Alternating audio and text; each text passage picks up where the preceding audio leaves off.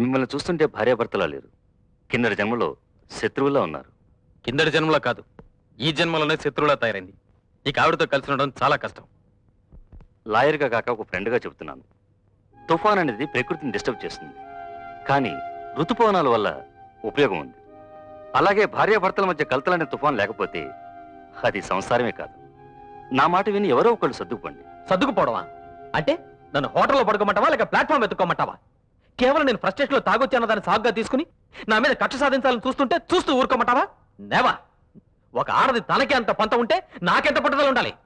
నువ్వేం చేస్తావో నాకు తెలియదురా. నేను ఆ ఇంట్లోనే ఉండాలి. That is my prestige. ఓకేరా, నువ్వింత ఇదిగా ఉన్నప్పుడు నేనేం మాట్లాడు. చూడు, ఐపీసీ 13B అని ఒక సెక్షన్ ఉంది. ఈ సెక్షన్ ప్రకారం విడిపోదలుచుకున్న భార్యాభర్తల్లో ఎవరికైనా ఒకరికి నిలువ నీళ్ళు లేనప్పుడు 6 నెలల వరకు ఒకే రూఫ్ కింద ఉండొచ్చు. థ్యాంక్స్ రా. ఈ మాత్రం అవకాశం చాలు దాన్ని ఆట ఆడించడానికి. వస్తాను. కుదరదు.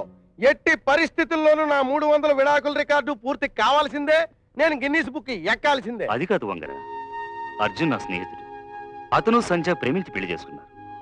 ఏదో ఆవేశంలో ఇంత దూరం వచ్చారు. సాటి లాయర్గా రిక్వెస్ట్ చేస్తున్నాను, ఈ ఒక్క కేసులో మన ఇద్దరం ఒక్కటే, వాళ్ళిద్దరిని కలుపుతాం. నీ కావాలంటే మరో విడాకుల కేసు అప్పగిస్తా. అబ్బా, రికార్డ్ బ్రేక్ లేట్ అయిపోతుంది బుచ్చిబాబు. చూడు, అర్జున్ అసలే ఉద్యోగం పోగొట్టుని ఫ్రస్ట్రేషన్ లో ఉన్నాడు. పైగా ఈ విడాకులు అతనికి ఏమాత్రం ఇష్టం లేదు. కాదో కూడదో అని నువ్వు మొండి పట్టు పడితే నిన్ను మర్డర్ చేసినా చేసేస్తాడు.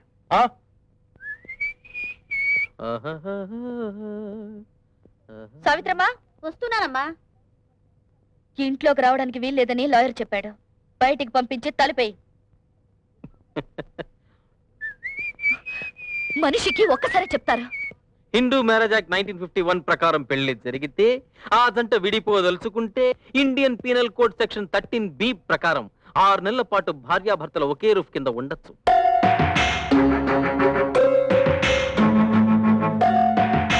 కావాలంటే పుస్తకం కొని చదువుకో, లేదా నీ లాయర్ కి ఫోన్ చేసి కనుక్కో. నీ lawyer number 225533. Hello, IPC section 13B.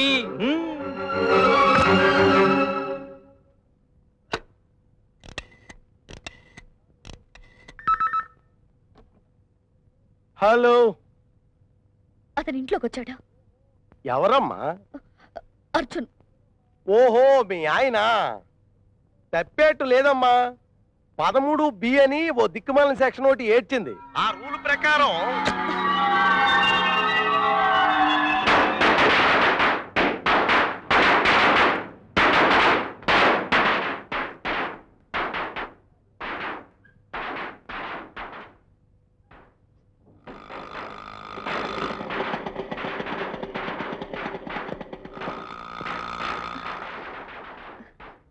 సంధ్య అక్క, రండి రండి. మీ అక్క నీ కోసం భూచక్రం దగ్గర నుంచి బాంబు దాకా తీసుకొచ్చింది. ఇవ్వాలైనా నువ్వు పండగ రోజు సంతోషంగా ఉండాలని మా ఇంటికి తాళం వేసి వచ్చాం. ఇగో, ఒంటరి దాని వైపోయావన్న ఫీలింగ్ నీకొద్దు. కావాలంటే నీ కోసం మేమిద్దరం ఇక్కడే సెటిల్ అయిపోతాం. ఓకే? నేను పెళ్లికి ముందే చెప్పానండి, ముఖం చూసి మోసపోద్దే నువ్వు వట్టి అమాయకురాలు అనుకున్నంత అయింది. నా చెల్లెలు ఉసురు తగలకపోదు. సర్లే, పండగ పూట నీ ఏడుపు ఎందుకు? సంధ్య, తొందరగా రెడీ మతాబులు కాలుద్దాం.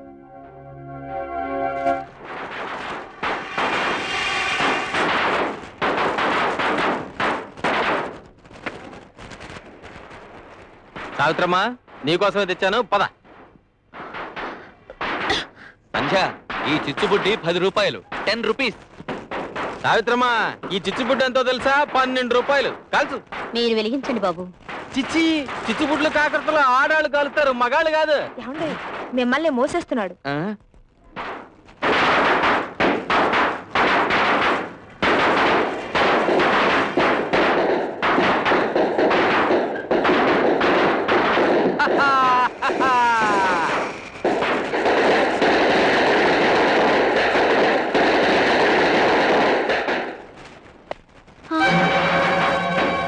అయ్యగారు, కట్టినట్టుకుంటుంది అయ్యగారు.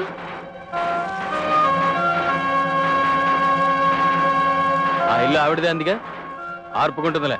బావా, నువ్వెందుకు చేతులు కాల్చుకోవడం? ఎవరి వల్ల అంటుకుందో వాళ్ళే ఆర్పేస్తారు, లేకపోతే కోర్టుకిచ్చి నష్టం కక్కిస్తాను. బాబుగారు, తగలబడుతోంది మీ ఇల్లు కదయ్యా, పచ్చని మీ సంసారం. ఇల్లు ఆర్పండి అయ్యా. మీకు దండ పెడతాను. ఎల్లారు పండు బాబు, ఎల్లారు పండు బాబు, ఎల్లారు పండు బాబు, ఎల్లారు పండు బాబు.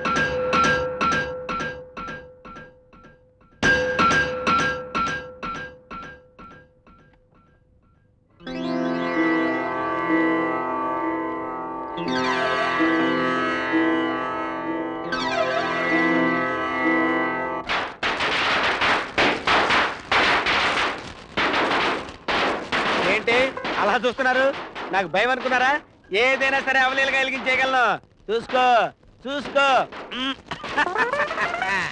క్రేజ్ నేను వెలిగిస్తాను చూడు. నాది కొంచెం వెలిగించి పెట్టవా? నీది తడిసిపోయింది, ఇది వెలగదు, తీసుకో. నువ్వెప్పుడూ ఇంతే. జాగ్రత్త, అవి బుస్సుమంటూ కలిసి తుస్తుమని పైకి లేస్తాయి. ఈ బాంబు ఫ్రీగా ఇస్తాను, కాలుస్తావా? ఆహా, ఎంత గొప్పగా చెప్పావురా. భోజనం పెడతారు, జైలుకి వెళ్తారని అడిగినట్టుంది. ఏం కాదు, కాల్చండి. ఈ బాంబు కాలిస్తే 100 రూపాయలు ఇస్తా. ఆ? ఊరికి 100 వస్తుంటే కాల్చనంటారేమిటి? నువ్వు బాబు. అమ్మో, మీ ఆయనకి ధైర్యం లేదు. ఏంట్రా నాకు ధైర్యం లేదా? ఏమే, బాంబు పేలగానే 100 రూపాయలు తీసుకో, ఆ తర్వాత నేను ఉంటానో లేదు. అది అమ్మో, వచ్చేయ్, వచ్చేయ్.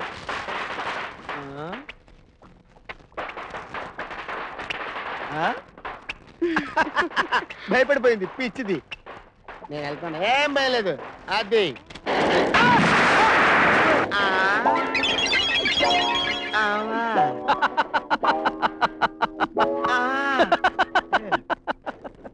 ఏమైందండి? అసలు అక్కడ కనబడతాడులా.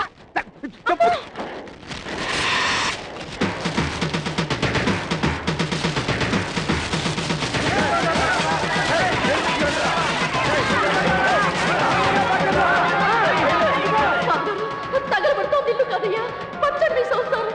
ఎలా ఆర్పండయ్యా, తగలబడుతోంది మీ ఇల్లు కదయ్యా, పచ్చని మీ సంసారం. ఎలా ఆర్పండయ్యా, తగలబడుతోంది మీ ఇల్లు కదయ్యా, పచ్చని మీ సంసారం. ఎలా ఆర్పండయ్యా.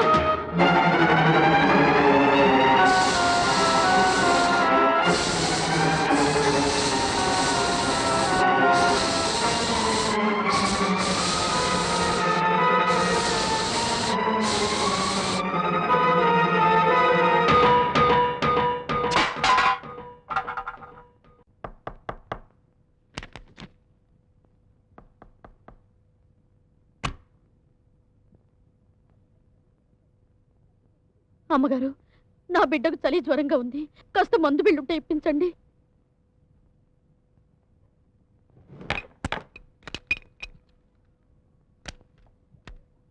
లేదు.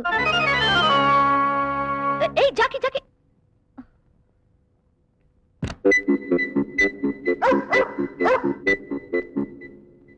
సావిత్రమ్మా, సావిత్రమ్మా, అన్నం వడ్డించు. ఏమైపోయింది ఇవిడ? ఊరుకోరా. సావిత్రమ్మా, అరే, ఒళ్ళు కాలిపోతుంది. అమ్మగారిని మందు బిళ్ళ అడిగాను, ఇవ్వలేదా? ఇవ్వదు కూడా. పద డాక్టర్ దగ్గరికి వెళ్దాం.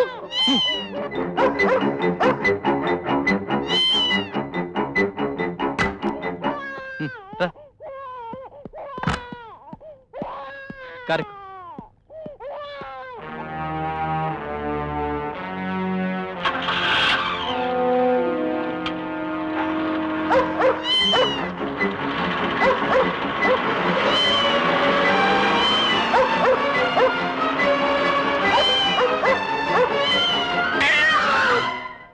ఏమిటి వెనకేదో శబ్దం వచ్చినట్టుంది?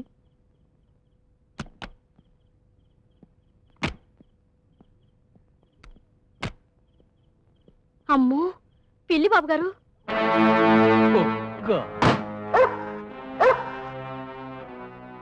ఓకే, మనం కావాలని చంపలేదు, దానికి టైం వచ్చింది, చచ్చిపోయింది. దీన్ని పాతి పెడదాం, ఏమీ తెలియనట్టుండు.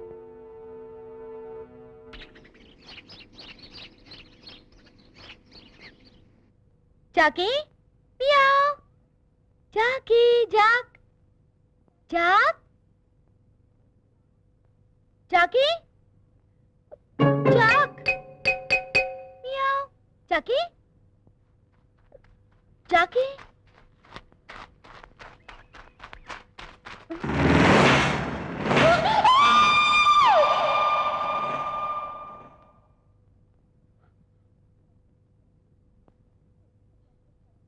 నా పిల్లిని చంపే దొడ్లో పాతి పెడతారా?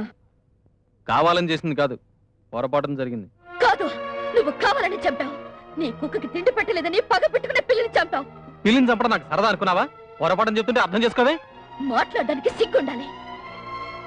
నాకిష్టమైన దాన్ని దూరం చేస్తే నేను కుళ్ళి కుళ్ళి ఏడుస్తానని నువ్వు ఈ ప్లాన్ చేశావు. మహాతల్లి, పిల్లుల్ని ఎలకల్ని చంపే ప్లాన్లు నా దగ్గర లేవు. పిల్లికి బదులు ఇంకో పిల్లిని కొనిస్తాను, సరేనా? పెళ్ళం పోతే ఇంకో పెళ్ళం వస్తుందని రేపు నన్ను చంపవని నమ్మకం ఏమిటి? నీకు నిజంగా మతిపోయింది. Yes, నిజం మాట్లాడితే అలాగే ఉంటుంది. అర్ధరాత్రి పని మనిషి కొడుకు మీద నీకెందుకంత శ్రద్ధ? No, I can realise. సావిత్రిని నువ్వేగా పనిలో పెట్టా? తన్ను మొగుడు వదిలేశాడు, కానీ చంకులో బిడ్డున్నాడు. వాడికి జ్వరం వస్తే నువ్వు బాధపడిపోయావు. ఎందుకని? వాడు నీ కొడుకు.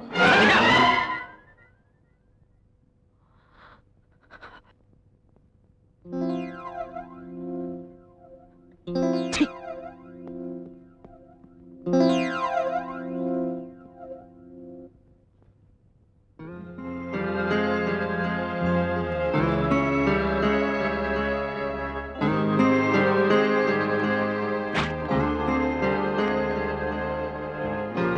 పదివేలు కోర్టులో తీర్పు నాకు ఫేవర్ గా వచ్చేట్టు చేయండి.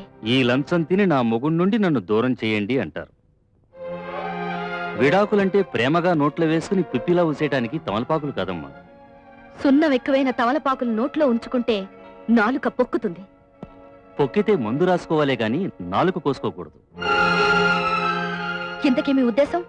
ఈ డబ్బుతో పాటు నోరు పొక్కకుండా నాలుగు పండే తాంబూలం పెట్టిస్తా.